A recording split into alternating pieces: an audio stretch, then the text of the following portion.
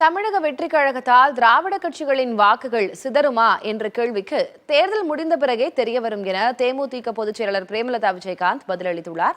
சென்னையில் செய்தியாளர்களுக்கு பேட்டியளித்த அவர் முதலமைச்சரின் வெளிநாடு பயணம் குறித்தும் விமர்சித்துள்ளார்.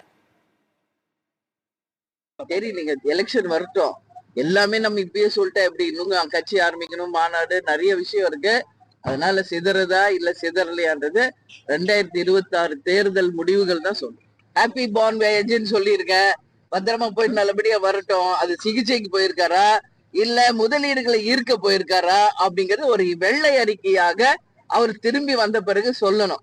ஏன்னா ஆல்ரெடி துபாய்க்கு போயிருக்காரு, சிங்கப்பூர் போனாரு, எத்தனை ஃபேக்டரி இங்க வந்துச்சு, எத்தனை இளைஞர்கள் வேலை வாய்ப்பு கிடைச்சிருக்குன்றதெல்லாம் கேள்வி மக்கள் கேட்கிறாங்க.